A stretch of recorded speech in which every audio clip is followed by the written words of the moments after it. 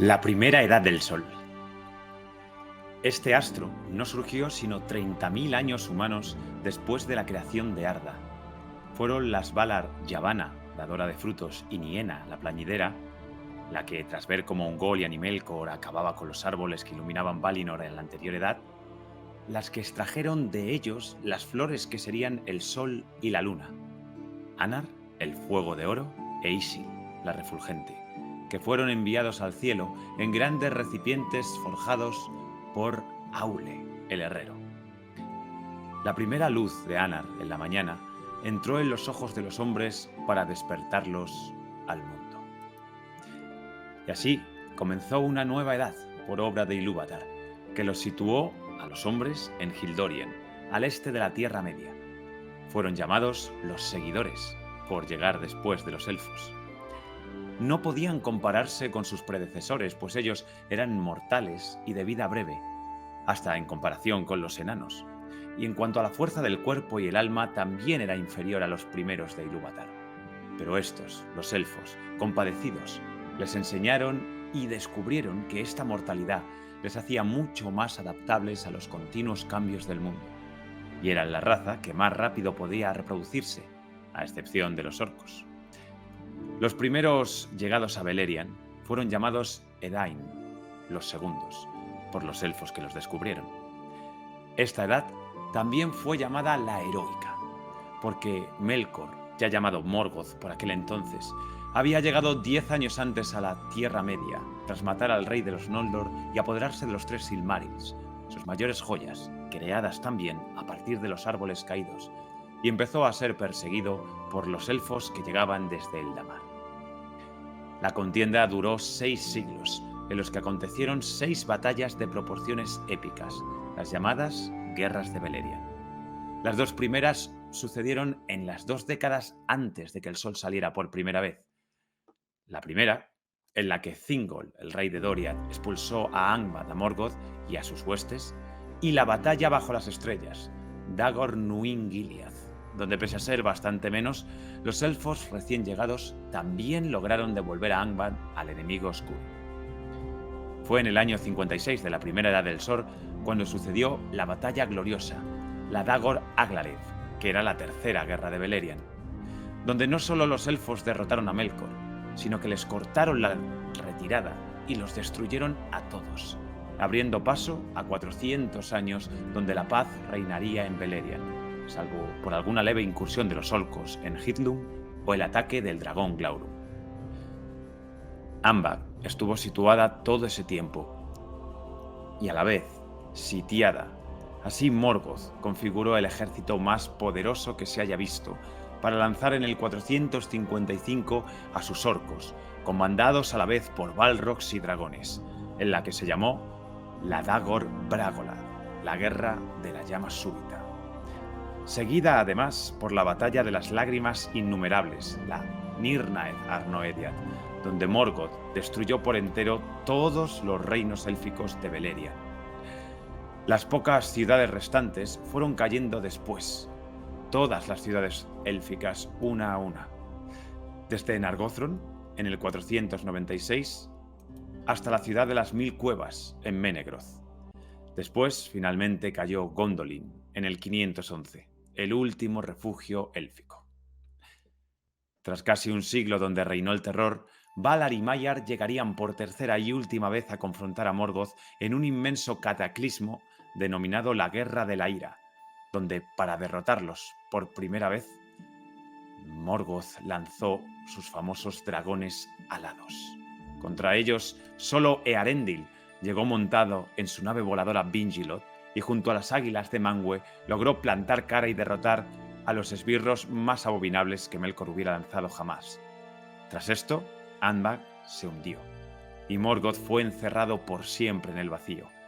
Pero también desaparecieron para siempre las hermosas tierras de Beleriand anegadas por el mar occidental, dando así fin a esta primera edad del Sol.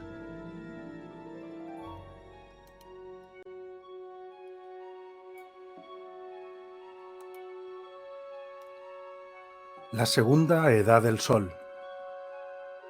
Esta segunda edad Fue sin duda la edad de los Númenoreanos.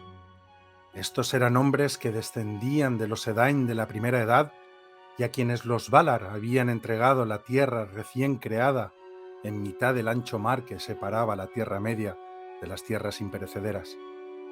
Se concedió a los Númenoreanos una esperanza de vida mucho mayor que la de los humanos corrientes, y con el paso de los siglos su poderío y riqueza crecieron, y su marina navegó por todos los mares del mundo mortal. Númenor era un reino que ocupaba una isla con forma de estrella de 5 puntas, y en el centro de la isla era donde se alzaba la montaña sagrada, Meneltarma, o Pilar del Cielo, la cima más elevada de Númenor. En sus laderas se encontraba Arménelos, la ciudad de los reyes, donde habitaba el rey, además de ser la ciudad más poblada de Númenor. El primer rey de Númenor fue Elros, hijo de Aerendil, y hermano gemelo de Elrond Medioelfo.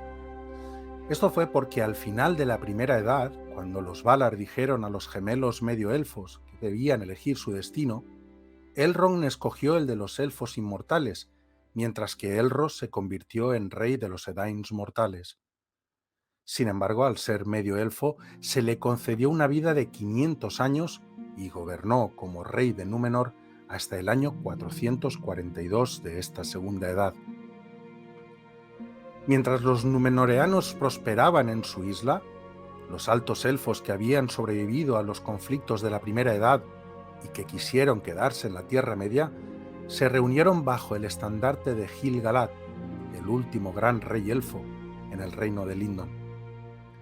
A medida que fueron pasando los años, muchos de estos altos elfos de Lindon viajaron hacia el este y fundaron nuevos reinos. Los señores Sindar establecieron reinos entre los elfos silvanos de Bosque Verde el Grande y el Bosque Dorado de Lothlórien en la cuenca del Anduin. En el siglo VIII, los elfos Noldor de Celebrimbor establecieron el reino de los herreros elfos de Eregion, justo al oeste del reino enano de Khazad-dûm. Pero no fueron solo los elfos y los enanos quienes prosperaron y crecieron durante esta época. Sauron el hechicero permaneció en el mundo mortal y se esforzó en ser el sucesor de Melkor como señor oscuro de la Tierra Media. En el año 1000, Sauron comenzó a crear en secreto su reino maligno de Mordor, esclavizando a las razas de hombres bárbaros del este y del sur y reuniendo a orcos y otros seres malignos en su reino. También comenzó a edificar la Torre Oscura de Barad-dûr. Asumió una apariencia hermosa bajo el nombre de Anatar, que significa Señor de los Dones, e intentó seducir a los elfos con su sabiduría y su poder. Solo Celebrimbor y los herreros elfos de Eregion creyeron el engaño. Usando los poderes combinados de la magia y la metalurgia, Sauron y los herreros elfos colaboraron en la creación de muchos objetos fantásticos. En el año 1500 alcanzaron la cúspide de su capacidad y, siguiendo las instrucciones de Sauron, comenzaron a forjar los anillos de poder. Para el año 1600 todos los anillos estaban acabados. Fue entonces cuando Sauron regresó a Mordor, donde terminó la construcción de la Torre Oscura de Barad-dûr y forjó el Anillo Único, con lo que se convirtió en el Señor de los Anillos. Cuando los herreros elfos se dieron cuenta de que habían sido utilizados para que Sauron se convirtiera en el todopoderoso Señor de los Anillos, se rebelaron contra él y entre 1693 y 1701 se libró la sangrienta guerra de Sauron y los elfos. En ese conflicto Sauron mató a Celebrimbor, destruyó la ciudad de los herreros elfos, arrasó Eregion y ocupó casi todo Eriador. Los enanos de Khazad-dûm evitaron la guerra y cerraron sus puertas al mundo exterior, y a partir de entonces el reino oculto fue conocido como Moria, el Abismo Negro. En la terrible pugna murieron la mayoría de los elfos de Eregion. Los pocos que sobrevivieron fueron guiados por Elrond Medioelfo a las estribaciones de las montañas nubladas, donde fundaron la colonia de Imladris, que los hombres más tarde llamarían Rivendell. Tras su victoria sobre Celebrimbor, Sauron reunió sus fuerzas y marchó contra Gil-galad. En el último momento, una imponente flota de númenoreanos se unió a las fuerzas élficas y el ejército combinado resultó tan potente que las legiones de Sauron fueron completamente aplastadas y él tuvo que retirarse a Mordor. Durante los siguientes 1000 años, Sauron no hizo nada contra los elfos, sino que se dedicó a las tribus bárbaras de Orientales y Haradrim, extendiendo su tenebrosa sombra por el mundo. Entre los salvajes reyes de estos pueblos y entre los númenoreanos negros, distribuyó los 9 anillos de los hombres mortales. Al llegar el siglo XXIII, se habían convertido en los Nazgûl, sus principales siervos malignos, llamados por los hombres espectros del anillo. Entretanto, los númenoreanos se habían convertido en la máxima potencia naval del mundo. Crearon numerosas colonias en las costas de la Tierra Media, así como los puertos fortalezas de Umbar y Pelargil. Por último, el crecimiento del imperio marítimo de Númenor y del imperio terrestre de Mordor llevó a una confrontación. En el año 3261, una enorme armada númenoreana tocó puerto en Umbar y de ella salió una fuerza potentísima que marchó sobre Mordor. Sauron pronto se dio cuenta de que su poder no era tan grande como el de los númenoreanos y que no tenía posibilidad de vencerlos, ni siquiera recurriendo a la fuerza de las armas. Aún así, los pueblos del mundo quedaron asombrados cuando el Señor de los Anillos bajó de su torre oscura en Mordor y se entregó. Los númenoreanos cargaron de cadenas a Sauron y lo llevaron a su reino, y lo encerraron en el más seguro de sus calabozos. Pero por medio de la astucia, como siempre, Sauron consiguió lo que no le fue posible por la fuerza de las armas. Aconsejó falsamente a los orgullosos reyes númenoreanos y los corrompió, de manera que llegaron a hacer planes contra los mismísimos Valar. Tan eficaz resultó esta corrupción que los númenoreanos osaron reunir la mayor flota de barcos que nunca se había visto y zarparon hacia el oeste para hacer la guerra a los poderes de Arda. Debido a este acto, Ilúvatar hizo que la hermosa isla de Númenor se hiciera pedazos. Las montañas y las ciudades se derrumbaron, el mar se alzó iracundo y todo Númenor se hundió en un abismo acuático. Con aquel cataclismo llegó también el cambio del mundo.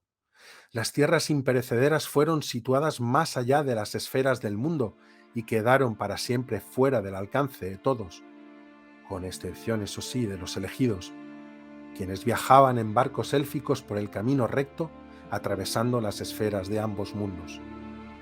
Aquel fue el fin de la edad de Atlantis, tal y como la conocemos en los mitos, y el mundo se cerró en sí mismo. Ya no era un mundo plano limitado por un mar circundante y encerrado dentro de una esfera de aire y de éter, sino que se convirtió en el planeta esférico que hoy nosotros conocemos. Pero la Segunda Edad no terminó con el hundimiento de Númenor en el año 3319, ni tampoco desapareció completamente la herencia de los númenoreanos, porque, como cuentan las historias de esa época, había algunos de entre los númenoreanos mandados por los príncipes de Andunie, que se denominaron a sí mismos los fieles y se negaron a dar la espalda a los Valar y a los Eldar. Guiados por Elendil el Alto, navegaron a bordo de 9 barcos en dirección este, hacia las costas de la Tierra Media, en el momento mismo del cataclismo. Estos fueron los Dúnedain, los fieles númenoreanos supervivientes que establecieron los reinos de Arnor y Gondor en la Tierra Media. Pero casi inmediatamente hubo pugnas y conflictos porque, gracias al poder del Anillo Único, Sauron también escapó de la caída de Númenor y regresó a Mordor, donde comenzó a planear la destrucción de todos los reinos élficos y Dúnedain que quedaban en la Tierra Media. Como respuesta se formó la última alianza de elfos y hombres, y el ejército de Sauron fue derrotado en la batalla de Dagorlad. Entrando en Mordor, la alianza puso sitio a la Torre Oscura durante 7 largos años hasta que Sauron fue vencido. En este último combate, el rey Dúnadan Elendil y su hijo Anarion, así como el último gran rey de los elfos en la Tierra Media, Gil-galad, fueron muertos antes de que Isildur, hijo de Elendil, cortara el dedo en el que Sauron tenía el anillo. Con la conquista de Mordor, la destrucción de la Torre Oscura, la expulsión de los espectros del anillo y la caída de Sauron en el año 3441, la Segunda Edad del Sol terminó.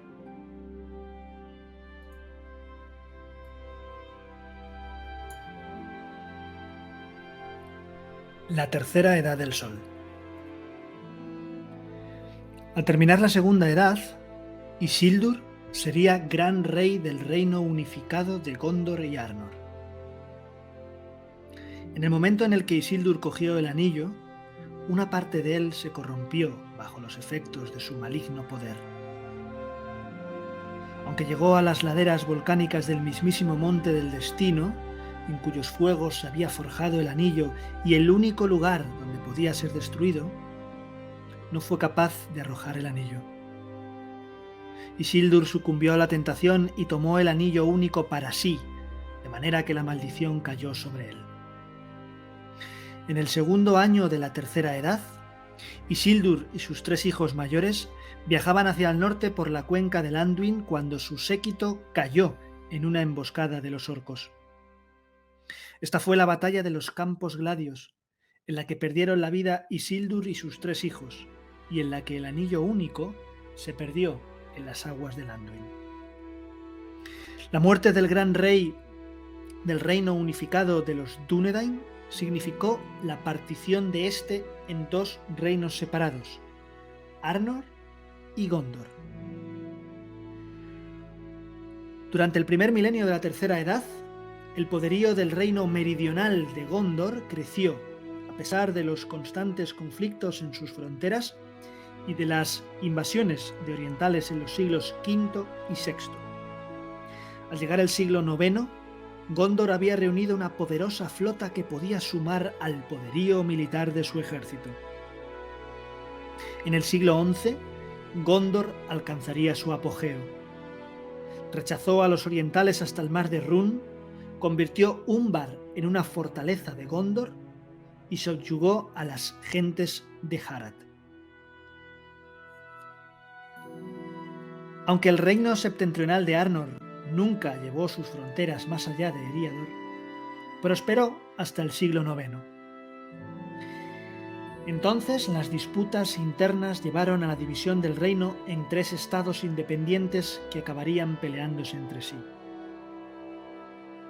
Al llegar el siglo XII, el espíritu de Sauron había regresado en secreto a la Tierra Media, con la forma de un ojo maligno y único envuelto en llamas. Se refugió en el Bosque Negro, en la fortaleza de Dol Guldur. A partir de entonces, las fuerzas de la oscuridad fueron adquiriendo más y más poder en toda la Tierra Media. A partir del siglo XIII, Arnor fue viéndose reducido por una combinación de catástrofes naturales y luchas internas. Pero la mayor de sus maldiciones fue el principal siervo de Sauron, el señor de los espectros del anillo, quien se convirtió en rey brujo de Angmar y mantuvo un estado de guerra durante más de 5 siglos contra los reyes de Arnor. Al fin, en 1974, Arnor dejaría de existir como reino. Después de la muerte del 23º rey de Arnor, el linaje real continuó a través de los capitanes tribales de los Dúnedain. La decadencia del reino meridional de Gondor durante el segundo milenio de la Tercera Edad se debió a 3 causas. La primera fue la guerra entre parientes del siglo XV. Esta fue una sangrienta guerra civil que ocasionó miles de muertos, la destrucción de ciudades, la pérdida de gran parte de la flota de Gondor y el fin de su control sobre Umbar y Harad. La segunda maldición fue la gran plaga de 1636 que Sauron lanzó sobre Gondor y Arnor. Los Dúnedain nunca se recobraron de esta calamidad. La tercera maldición fueron las invasiones de los aurigas en los siglos XIX y XX. Estas invasiones fueron llevadas a cabo por una confederación bien armada de pueblos orientales durante casi 100 años. Aunque los orientales acabaron siendo derrotados y expulsados, debilitaron de manera decisiva el ya disminuido poder de Gondor. En el año 2000, el mismo rey brujo que había destruido el reino septentrional de Arnor salió de Mordor. Con su terrible ejército atacó directamente y tomó la torre de Minas Ithil, que rebautizó como Minas Morgul. En el año 2050, el rey brujo mató al 31º y último rey de Gondor. A partir de entonces sería gobernado por la dinastía de los senescales gobernantes.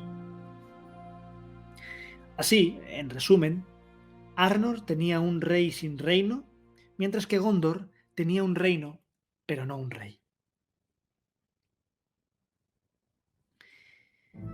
Inspirados por la maldad de Sauron, se produjeron sucesivas invasiones, el despertar del Balrog, el resurgir de los ladrones, de los dragones, las invasiones de manadas de lobos y huargos, y la creación de las nuevas criaturas malignas, los Uruk-hai, los Olog-hai y los medio-orcos.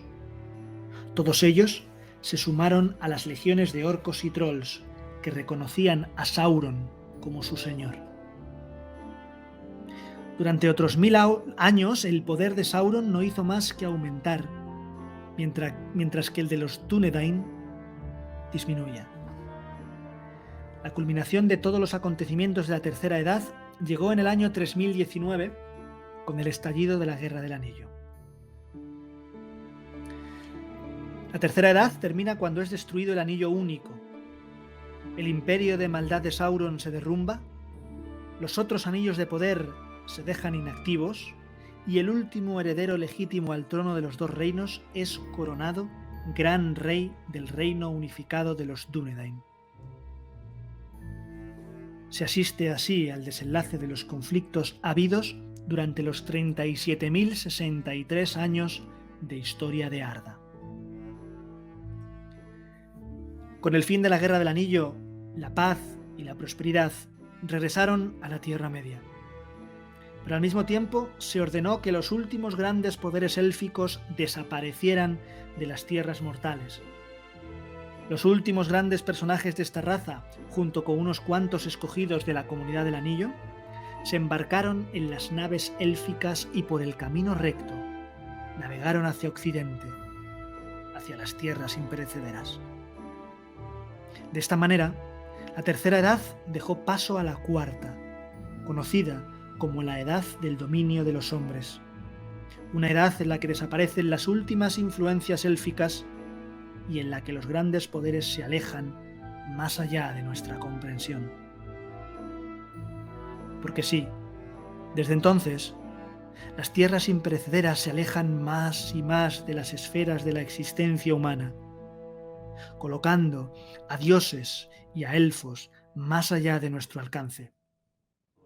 Y sin duda, la física del mundo se ha ido adaptando a nuestro actual sentido del tiempo y el espacio, de manera que desde entonces la Tierra, al igual que ahora, comenzó a girar alrededor del Sol.